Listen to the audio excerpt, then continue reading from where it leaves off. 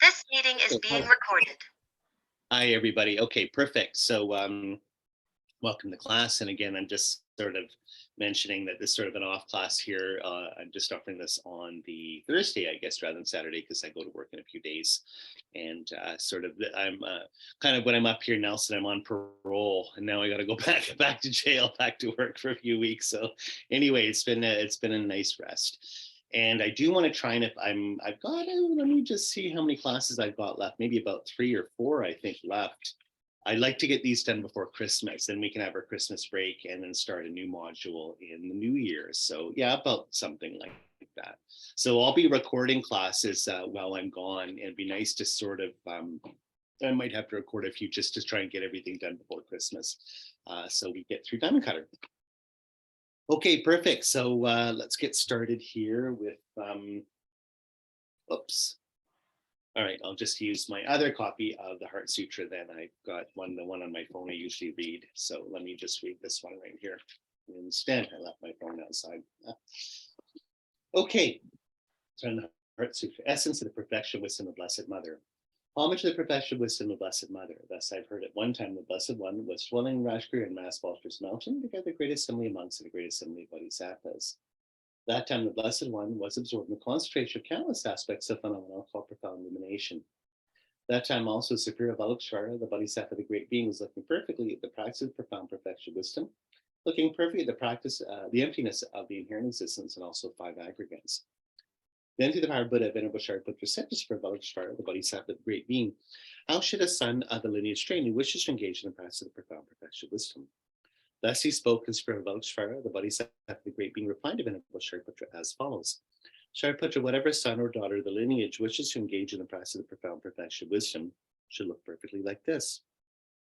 Subsequently, looking perfectly and correctly at the emptiness of inherent existence, also 5 aggregates, form is empty, emptiness is form. Emptiness is not other than form, and form is not other than emptiness. Likewise, feeling, discrimination, compositional factors, and consciousness are empty. Shariputra, like this, all phenomena are merely empty, having no characteristics. They're not produced and do not cease. They have no defilement, no separation from defilement, they have no decrease and no increase. Therefore, Shariputra, in emptiness, there's no form, no feeling, no discrimination, no compositional factors, and no consciousness. There is no eye, no ear, no nose, no tongue, no body, no mind, no form, no sound, no smell, no taste, no tactile object, no phenomenon. There's no I element, so forth, up to no mind element, also up to no element of mental consciousness. There's no ignorance and no exhaustion of ignorance, and so forth, up to no aging and death, no exhaustion of aging and death. Likewise, there's no suffering, origin, cessation, or path, no exalted wisdom, no attainment, also no non-attainment. Therefore, Shariputra, because there's no attainment, bodhisattvas rely on and abide in the perfection of wisdom. Their minds have no obstructions and no fear. Passing utterly beyond perversity, they attain the final nirvana. Also, all Buddhas reside perfectly in the 3 times, having relied upon the perfection of wisdom, and became manifest and complete Buddhas in the state of unsurpassed, perfect, complete enlightenment. Therefore, the mantra of the perfection of wisdom, the mantra of great knowledge, the unsurpassed mantra, the equal and unequal mantra, the mantra that thoroughly pacifies all suffering, since it's not false, should be known as the truth. The mantra of perfection of wisdom is proclaimed, Tayatom Gata Gata Paragata Parasamgata Bodhisoha. Shariputra Bodhisattva, great beings, should train the profound perfection of wisdom like this. Then the Blessed One arose in that concentration, said to Spavakashvara, the Bodhisattva, the great being, that he'd spoken well. Good, son, the lineage is like that. Since it's like that, just as you have said, just as you've revealed in that way, the profound perfection of wisdom should be practiced, and the Tathagatas will also rejoice. When the Blessed One had said this, the Venerable Shariputra, the Spirit of Avalokiteshvara, the Bodhisattva, the great being, and the entire circle of disciples, as well as worldly beings, gods, humans, demigods, and spirits, were delighted and highly praised what had been spoken by the Blessed One. Okay, so we can just take a moment just to do our 9-point breathing too. So 3 breaths in through the left and out through the right, getting rid of desirous attachment. 3 in through the right and out through the left, getting rid of anger and resentment. And 3 deep breaths through both nostrils and in and out in a relaxed way. And we can hold the final inhalation at the navel, putting your mind, prana, and breath, and just holding it there. If you want, you can do a retention block, just sort of holding sort of the downward voiding wind up if you want, and then just release when it becomes uncomfortable.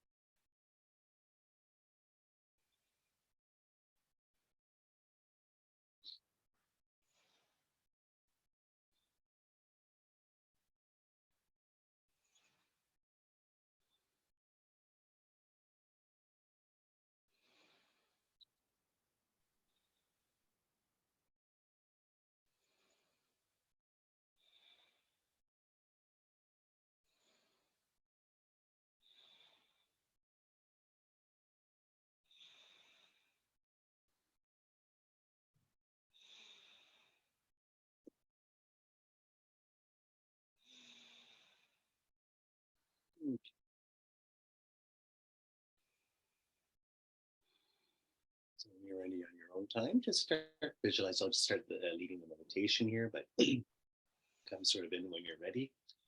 So seating in a wide open space, ground like lapis lazuli, and ourselves surrounded by all sentient beings here. We have a beautiful dome of a blue sky, cloudless blue sky above us. I guess it's kind of like being in a big blue room. We've got a nice blue lapis floor and beautiful blue sky here. And we're surrounded by all sentient beings around us. So those closest to us being sort of on an emotional level, being closest to us, and then as it sort of moves up from there. So first of all, starting with our mother on our left and our father on our right. And we're going to sort of have the people we love the most behind us as support, people we like the least or have issues with in front of us as objects of compassion. And then moving out concentric circles from there, everyone that we sort of know in this life, family members, friends, co-workers, people in the neighborhood and so forth, moving out to our countries and so forth, the world, all the human beings from all different backgrounds and places are here. And then we can feel that there's all sentient beings from the animal realm as well here. So it's kind of like the whole sort of earth we have with all sort of natural environment. And then multiplied just as much, we have the spirit world here as well, spirit realm. And this is all different Bardo beings, beings in the astral, ether, elemental planes, and so forth. Very complicated. Spirits, large spirits, one's super intelligent, one's like us, to being little tiny spirits like nature spirits and so forth. They're all here. Celestial beings, gods and demigods. And the vast majority of sentient beings here being beings in lower states of rebirth, hell beings and hungry ghost realms and so forth. So just a huge family, huge spirit family of all sentient beings. And we're all here meditating together. Super positive and happy to be together and meditating and doing spiritual practice.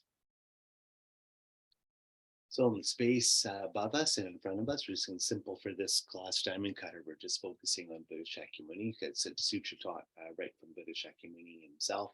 And so I just sort of in a very direct way figured we would have a sort of direct connection to Buddha. So Buddha Shakyamuni's floating in the sky. We can put him on a lion throne, a white lion throne, lotus, sun and moon cushion if you like, or if it's easier, just have him in lotus position, sort of floating in the sky here. Made out of golden energy and light. And he's wearing the three robes of a monk, holding a begging bowl in his left hand, Minnesota nectar, and right hand is in the subduing mudra, touching the earth, or in this case, the sky. This is just the way we usually visualize Buddha. So we always see him sort of on the internet, or if you go to Buddhist countries, Thailand or Japan or anything. So it's like a big Buddha statue, except in this case, he's alive, beautiful angelic body and pure energy and light being. So he's gold, and then at his heart, we have beautiful two blue Buddhas, dark blue like blue diamonds or blue sapphires, his higher angelic Sambhogakaya form, Conqueror Vajradhara, and Vajradhatishvari, I should say, and his partner. And they're in sexual embrace, wearing crowns and beautiful jewels and ornaments and silks and so forth. And he's got a bell in his left hand, Dorji in his right. And she's got curved chopper knife, a Drigu chopper knife or cleaver in her right hand, and left hand is a skull cut with Minnesota nectar.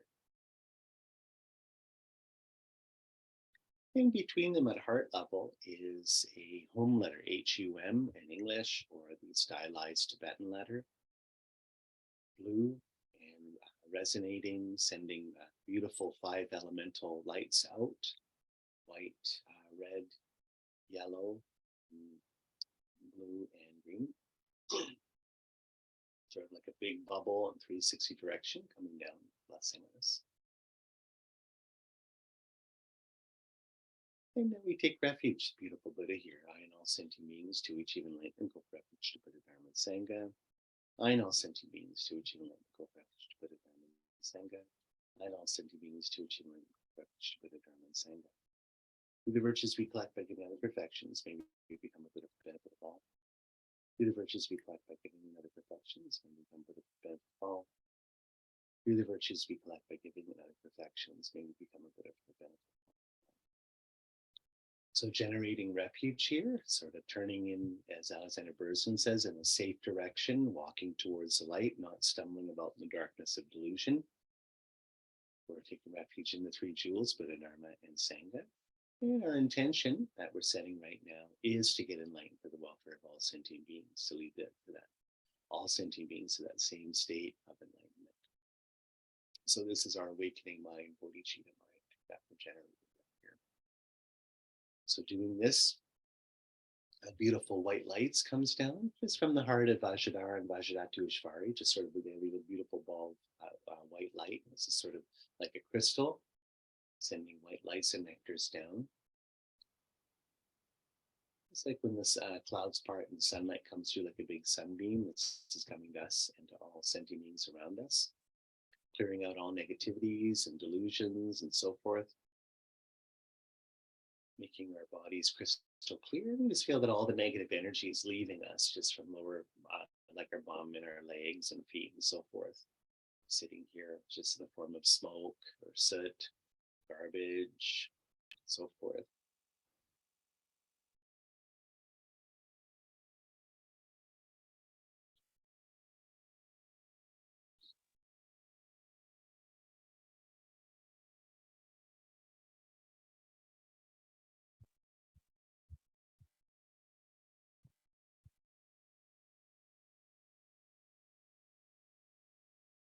Now all of us are all just like crystal clear, beautiful shining crystal here, also all sentient beings. And now the light turns like sunlight, golden sunlight coming down. Golden lights and nectars, and this is the empowerment energy. So we've done sort of the clean first, and I guess it's kind of like the car wash. First you get the soap to clean, and then you get the hot wax and whatever to make them super sparkly and nice.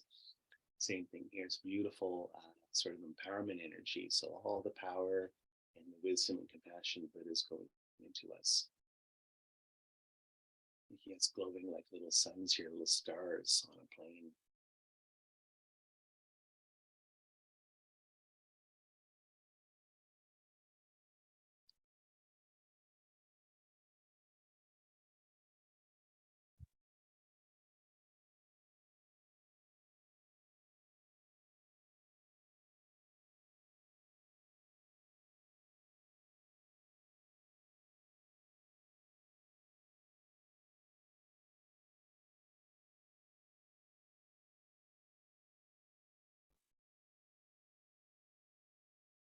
Generating the four measurables now. We're all sort of glowing, beautiful golden light here as we generate love, compassion, joy, and equanimity.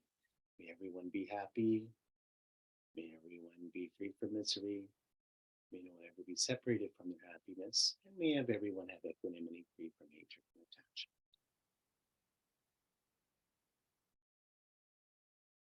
Now generating the 7 limb practice, make our practice Buddhist here. We prostrate to 3 jewels here, showing our recognition of the sacred in ourselves and in front of us here, sort of the identity and the Buddha nature. And 3 jewels, making offerings, opening our heart in generosity. Confession or declaration and rejoicing. So again, acknowledging, owning up of all of our failures and negativities and character flaws, our limits here. And then rejoicing, which is, again, being happy, acknowledging, and sort of, again, just I guess you say rejoicing in our own virtue of all holy beings, virtues of all sentient beings around the world. So one of like when we declare or own our negativities, we're showing our limits. And then when rejoicing here, we're seeing how to push those limits forward. Sort of move the goalposts forward towards the light. We're saying that, yes, we're acknowledging all the goodness and virtue in the world. We want to be like that. We have that in us. We want to be more like that. Expanding the bubble of our goodness here. Sending up a little lion throne and an 8-spoke golden Dharma chakra here. Just please stay with us and teach us, Buddhas. Always be our guides, our gurus, holy beings in our life. Never leave us. Always continue to lead us along the path here. shining the light in our lives, guiding us, giving us personal advice, and so forth.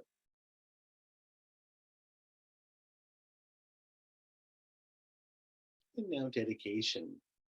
Just everything we're doing, we're going to gather it up, all of our goodness in this life, and put it towards the awakening, the goal of awakening all sentient beings. Enlightenment of all sentient beings without exception.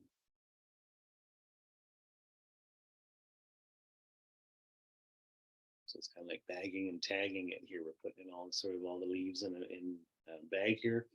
Same kind of thing, except all this gold goodness, positive energy here, lives and all past lives, everything put here together, and what are we putting it towards? Not just for more pleasant experiences in this world, but something very transcendent and sublime and beautiful, which is the awakening and enlightenment of all sentient beings. May all sentient beings be free from suffering and experience love, compassion, and joy.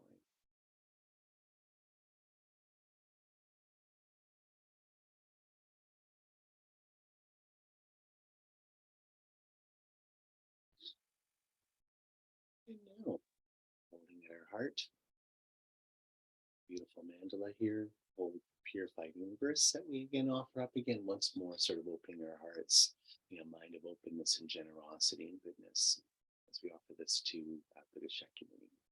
The ground sprinkled with perfume and spread with flowers, the great mountain poured on sun and moon, seen as a Buddha land and offered thus, may all beings enjoy such pure lands.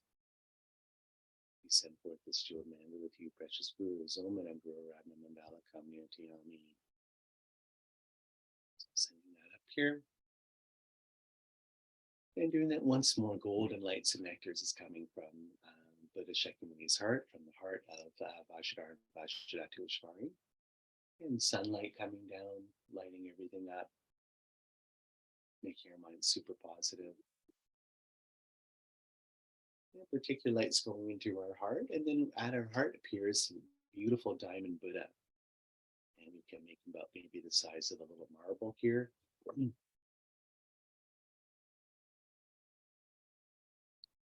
So beautiful, sort of crystal clear diamond. So just make almost flawless. And so he's almost invisible. It's almost like a little translucent, but beautiful, sparkling diamond here. Absolutely beautiful. Representing the emptiness of our own mind, our Buddha nature, our Tathagata.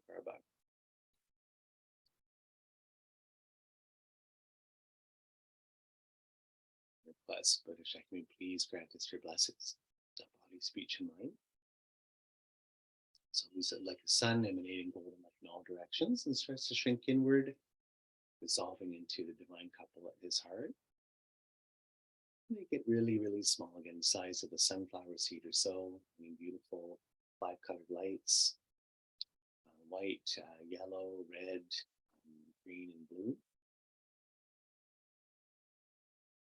And they come down to the crown of our head and slowly descends our central channel into our heart and become one with the diamond Buddha. So we can just feel that their diamond mind, the Solavakaya, part of the Dharmakaya, the emptiness of their mind, goes in the emptiness of our mind, resonating together, showing that on that level, our mind and Buddha's mind are the same.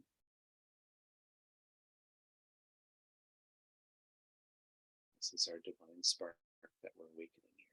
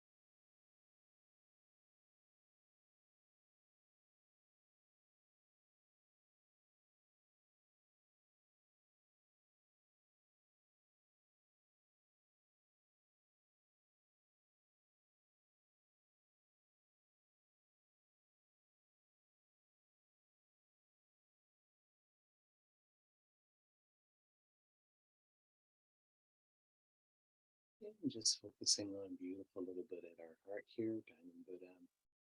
Next few minutes here, just continuing meditation.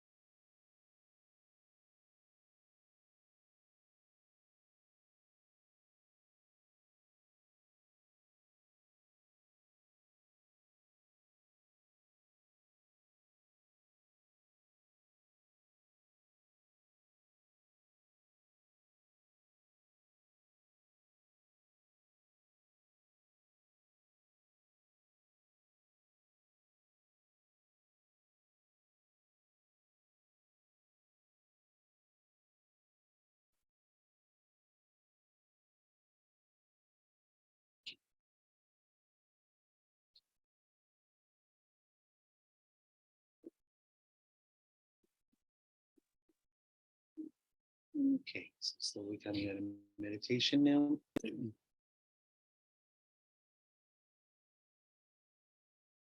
Okay, good.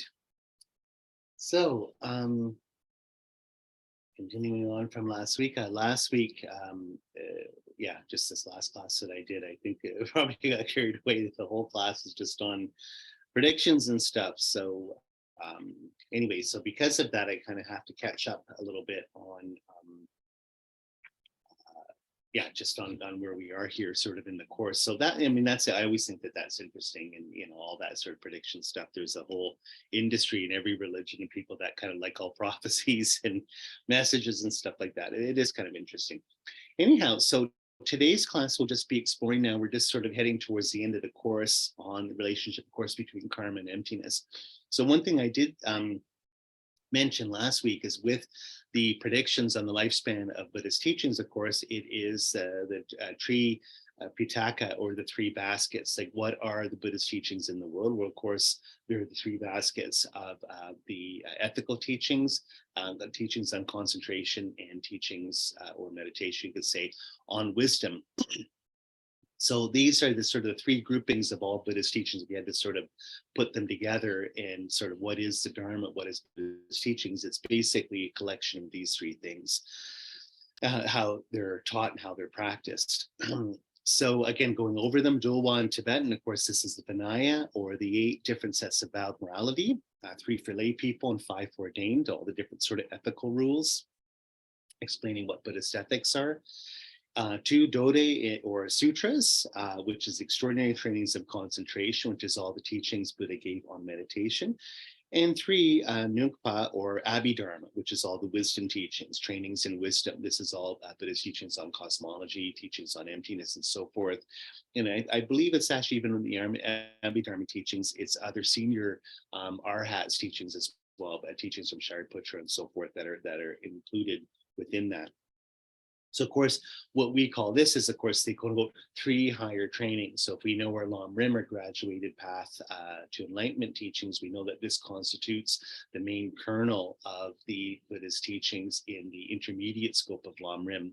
If the initial scope of LamRim is basically teaching what refuge is and what karma is, the intermediate scope is actually the real program of how to get enlightened, how to reach nirvana. And then the great scope is how to reach full Buddhahood. In other words, to do that same thing, but with bodhicitta, which is so powerful and so different, it gives you a different result, which is, rather than just being an arhat, you become a fully enlightened Buddha. But basically, the path is the same. It's the path to nirvana using the 3 higher trainings on ethics, concentration, and wisdom.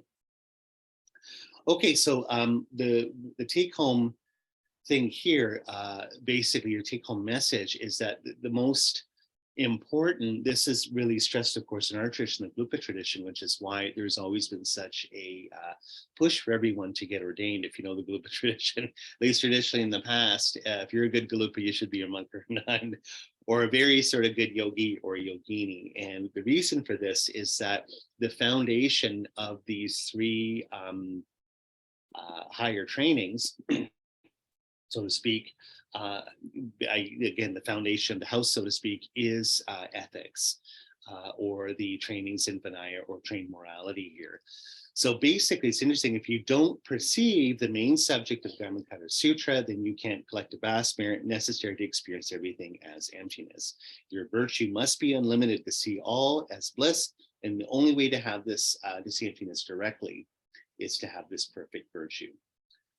If you don't have enough virtue, you will never have this divine experience. So this is, quote unquote, the only way to get enlightened. So basically, the only way to really see everything as bliss and emptiness is to have, quote unquote, perfect morality, perfect ethics, as best as you can. That is the only way to have the foundation to have controlled mind through concentration, teachings, through proper meditation. And then when we have the clear, calm abiding mind or tranquil abiding mind, we can train that mind to look at, vipassana, superior seeing, to see a higher form of reality, which is emptiness, because it's a hidden reality. Of course, emptiness is invisible. We need a mind of concentration to inferentially get it and then directly get it. So the foundation of all of this, how do you control your mind to be able to meditate properly? Control it through ethics. And like I always said, you kind of need more of a mindful mind or meditative mind to be ethical. You have to be aware of your behavior, how you treat yourself and how to treat others. And ironically, that discipline becomes more meditative the more ethical you get. The more ethical you get, the more meditative you get. The more meditative you get, the more mindful you're in your day-to-day life, the more you're aware of your behavior, and you can make those kinds of choices on your behavior, right?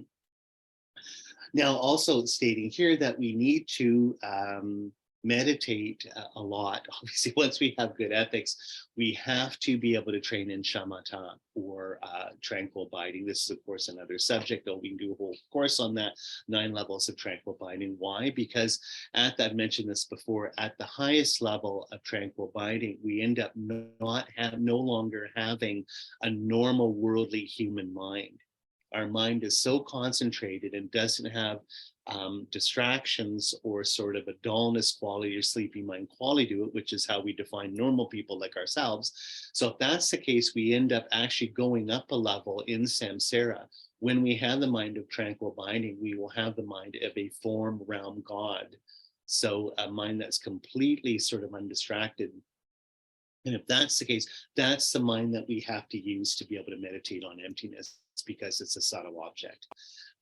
So we have to have a little quote here, like, are you too busy to train in this? If you're too busy to train in meditation, then you're too busy to get enlightened. Of course, that's it, is we have to make time. The only way to be able to have a concentrated mind, to be able to meditate like this, is if we have some daily meditative practice in our lives. If we make this a priority in our life, doing retreats, being able to sit every day, so forth. If we don't have time to make our mind undistracted and meditative, then of course we're never going to get anywhere, because you won't be able to see emptiness.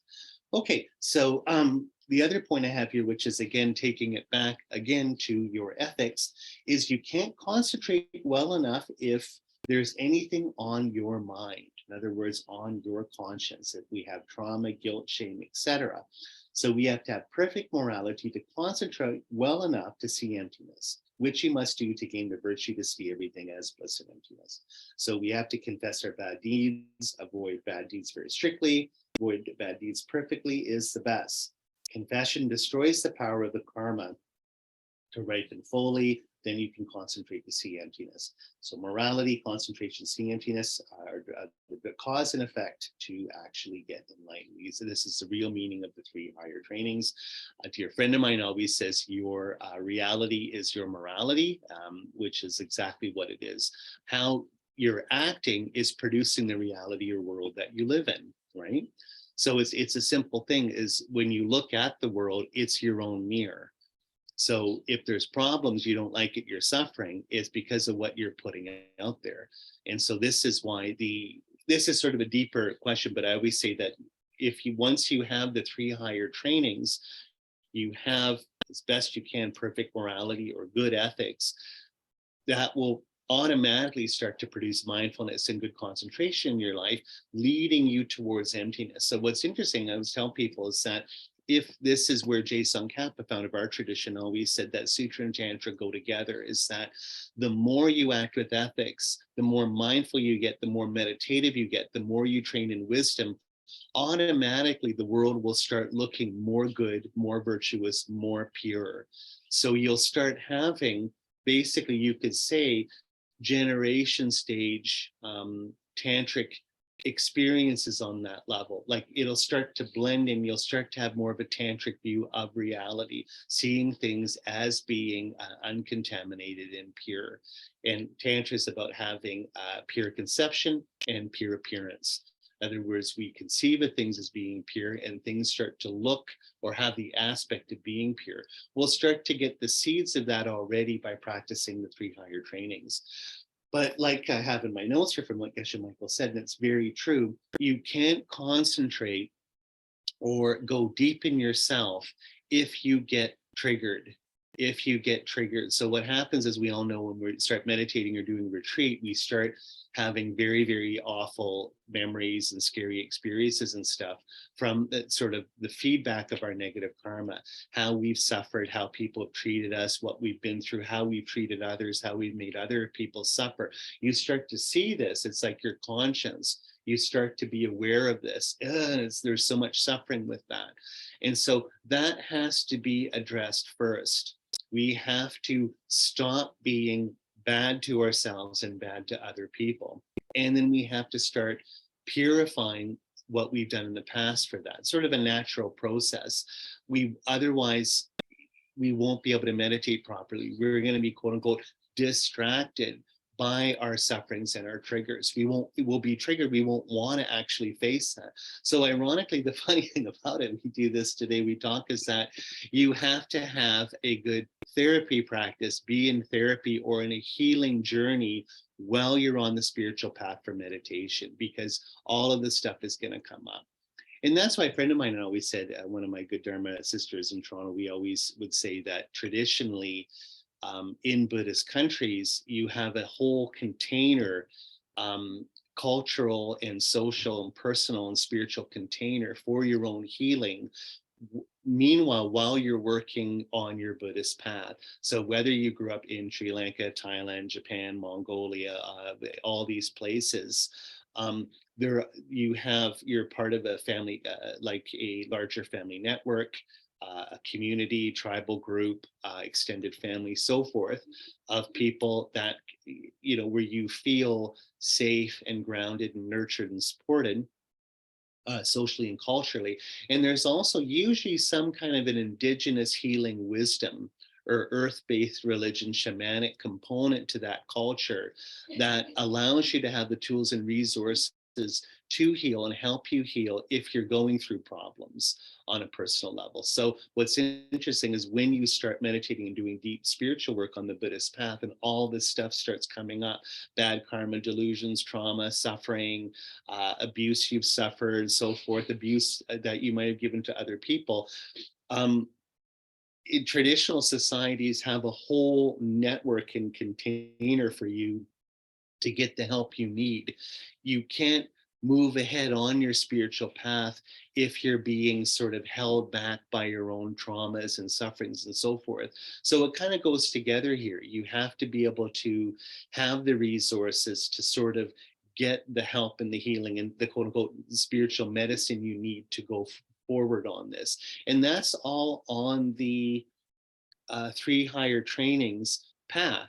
On the path of ethics and concentration, you'll see that this work you start having to do this work kind of whether you like it or not, because it'll all start coming out, all of these experiences when you're meditating. Leaving aside doing tantric work, which is kind of like a Drano, which goes right through you and brings all this stuff up. This is just on a sutric level of just practicing ethics, shamatha, and vipassana. So we all know stories like this, of course, being part of the Buddhist community for almost 30 years now.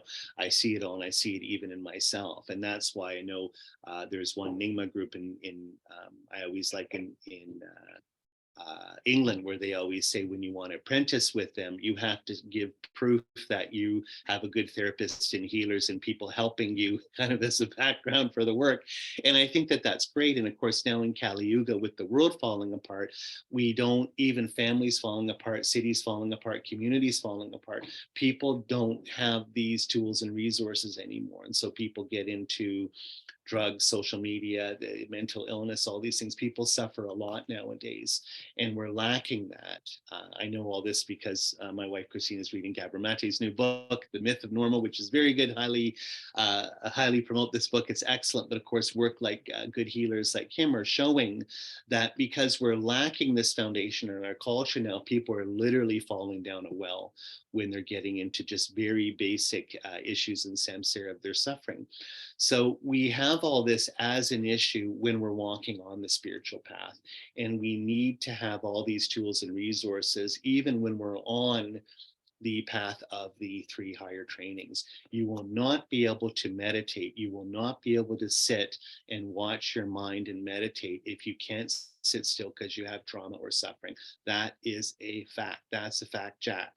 So we need to have that has to be addressed in our personal lives. We don't just need Buddhist teachers, but we need healers and helpers as well. And that's why we actually have the third jewel, which is the Sangha. We need a good spiritual community to shore us up, to nurture us, to be a good container, to be a safe community for us to do this work.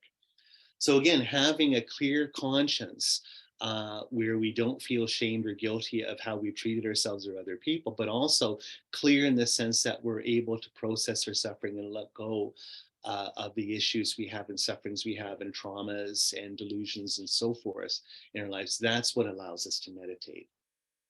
Then we can see emptiness, which is the real medicine for our problems in samsara. Okay, moving along here for the last few minutes is just talking a little bit more on relationship between karma and emptiness based on the 3 higher trainings here. So I have here the statement against believing in karma. In other words, the statement of refute is the past is gone, the future is not yet here. So how do we know good deeds even exist or that karma works? Of course, this is the only real objection you get to karma, of course, is that how do we know that karma exists? We can't see past or future lives. We can't even see what's happening in this life. We don't see our actions ripening right away. And so why should I believe that they'll ripen anyway? You know, why should I believe in karma? Karma is just an old wives' tale. I mean, you even have good Buddhist teachers, the more sort of quote modern Buddhist teachers that say that karma is just some kind of old Hindu myth, doesn't really exist, shouldn't believe in it. We can be Buddhist without believing in karma. Well, I'd like to say that you can't, because the whole point of karma, cause and effect, is giving the educational continuum to get enlightenment. But of course, that's a big argument I don't want to feel like making immediately right now. But anyway, in traditional English, in Indian culture, I should say, at the time, you're looking about 2,000, 2,500 years ago, during the time of sort of flourishing of Buddhism, Jainism, and Hinduism, you had sort of a cultural, philosophical movement against all these religions called Charvaka materialism. And it's in one of, I remember Robert Thurman discusses this in his book, but I remember studying it when I was doing my courses on Indian philosophy in my degree years ago. But Charvaka materialism was sort of a philosophical cultural movement. And they basically said, because we can't see karma in our experience, it's fictional, it doesn't exist. Like all you see is the randomness of things. So we can't even really argue that there's cause and effect. It's almost like a Humean argument. We see things happening, but there's no real logic that we can prove to it. So if that's the case, we don't believe in past or future lives. And if we don't believe in past or future lives because we have no access to them, there's no such thing as karma. All we see is what's around us. And we see that the life is absurd and that there's no point to things. Things are just random, they just happen. And so the point is the only ethical and religious duty we have is to cultivate selflessness, is the selflessness of enjoying yourself in this life. So not being hung up, not being stressed out, not suffering, just partying, having a fun time and enjoying yourself, basically whatever the cost, because there's no ethics. So, partying ends up having a negative effect on other people. Well, that's their problem, right? So you can see that Charvaka materialism, very similar to the kind of world we live in now. These guys were ahead of the curve, sort of an unbridled hedonism or sort of consumerism at that time.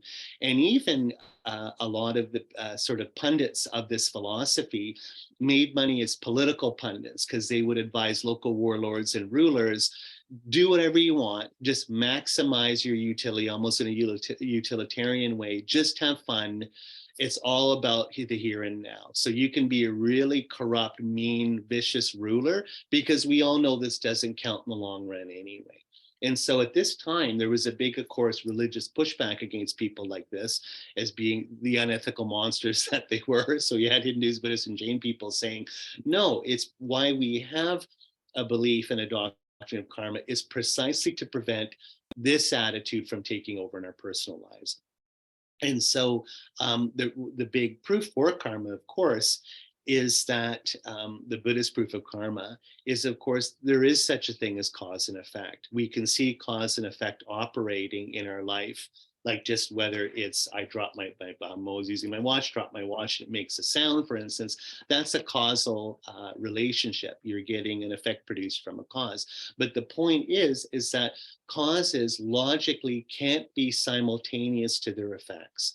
There has to be a gap between them for it to even work. They go together logically and ontologically, but the point is they're not the same thing.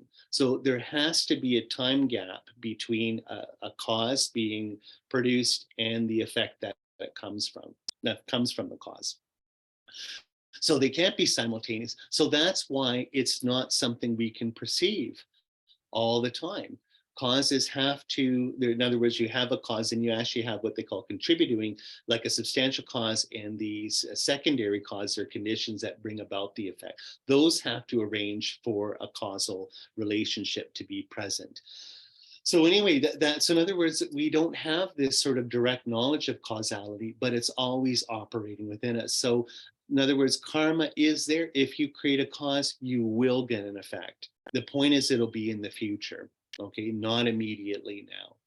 And so that's why we can have something like ethics. That's why we can have something like education. That's why we can actually produce things or change things, is because of that.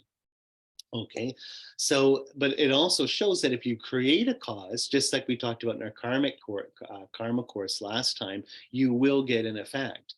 You don't get effects without causes. You don't get causes without effects. There has to be a timeline. The cause comes first and then the effect. So if you can't sort of hope for one without the other, and that they increase over time, that there is the conditions come together to produce something. They also say in Buddhism that the effect is always bigger than the cause. A lot of the products will be bigger than what the initial elements that go. It's kind of like the sum's greater than the whole of the parts. So these will manifest in the future. If the cause is happening, the result can exist simultaneously. Cause and effect exist, but not simultaneously. So the whole point is that there is good deeds do have effects. Good deeds will produce their appropriate effects. So we can trust in karma. So we can trust in something like enlightenment. So where we look at the relationship of karma here and emptiness is what they call the three spheres. So this is, you get this a lot in Buddhist sadhanas, where they say meditate on the three spheres, meditate on the relationship or interdependence between what they call gift, giver, and recipient. So this is used sort of as an analogy here, is that if you're having something like a good act like giving or generosity, you have to have someone who's going to give the gift, you have to have the gift itself, then you have to have sort of like the target or the person receiving the gift. So these three things can't exist apart from one another. They all go together as a package. So the first one they always say is number one, the Jin Papo, or giver, which is the giver or the person doing the deed, person even seeing what they're doing here. Number two is the recipient, or Jinpayo, which is the person, of course, receiving the gift, and the act of giving, which is Jinpe Jawa. Okay, so what we have to do is we have to see these things as interdependent. So when I'm doing a virtuous act like giving here, I have to see, even when I'm making it, that I can't do it without these two other ingredients. So ironically, a proper way of giving is seeing the emptiness or interdependence of the action itself. Okay, so that's the best form of giving I can do, is when I see that the giving itself is empty. Being that it's both causal, that I'm actually producing something by enacting or creating a cause, doing something, manifesting, but because this manifestation or cause is dependent on something other than itself, it's interdependent, and so because of that, empty. Okay. So even the way I look at the person receiving the gift as being empty is I have to think that they have created the karma to receive my gift. Like I've creating the karma to give it, they have created the karma to receive it. So they are receiving this transfer of energy right there. And in the giving itself, is also, it's causing a good outcome. It's sort of it's something that's being produced, and hence it's empty. So where do we go with this? Is I can apply the same logic of seeing the interdependence of the three circles of giving with the other six perfections that we get in the great scope of LamRim. In other words, the six perfections being, of course, giving being the main one, ethics, patience, joyous effort, concentration, and wisdom. So the six perfections, six paramitas we talk about in Tibetan, it's Pa, Ro, to Chingpa, which means far side to gone. In other words, that's sort of the direct translation of what the perfection means. So why is this a perfection? Why do we call these things a perfection? It's a perfection because it's taking you to the most perfect thing, which is enlightenment. That's why we call perfection. It's the best thing. Why? Because it's going to produce the best thing, which is nirvana in your personal life. Okay.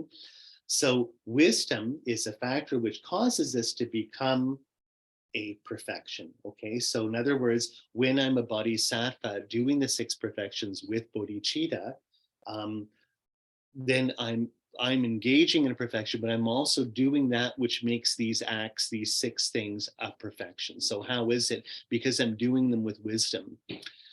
There's two levels of bodhicitta, sort of aspiring, engaging bodhicitta. So there's the bodhicitta that we're doing, which, in other words, it's the unification method, wisdom, compassion, and wisdom here. So I'm doing things with the intention of compassion. Everything I'm doing is for the enlightenment of all sentient beings.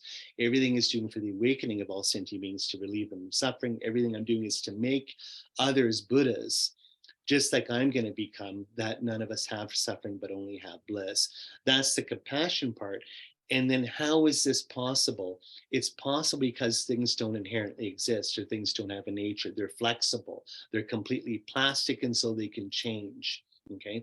That's what allows them to become enlightened. So that's the wisdom component. So every time I engage in any of these six perfections, being patient, giving, being ethical, meditating, reflecting on my wisdom or concentration, anytime I do that with this awareness, in other words, with the bodhicitta motivation of doing it for other people that they get enlightened, and two, with an awareness or the wisdom, the emptiness quality to it, that's what makes it perfect. That's what makes my behavior perfect in the world. If I can meditate on the three spheres, see that the six perfections I'm doing lack inherent existence because they're interdependent, then I'm producing a perfection in the world, and I'm moving towards enlightenment, the ultimate perfection here. Yes, so there we go. I think that's about it for today. Yeah, I hope that's clear. So anyway, that's it. So in other words, to take it, we started with the class with a sort of little bit of introduction meditation on the three higher trainings, and then bringing that into an understanding of the six perfections, how understanding the three spheres, understanding of the unity of karma and emptiness. When we start talking about causality. The 3 higher trainings only work on a basis of a causal thing, that I'm acting and producing results through my morality, helps me concentrate, helps me meditate on emptiness. Once we're talking about causality, we're talking instantly about emptiness, because we can show that you can't have causes that without a sense of interdependence between cause and effect. That alone makes them empty. Now we start moving into the perfections. Everything we're doing ends up becoming a perfection in the world, because we have an understanding or insight on the unity of karma and emptiness.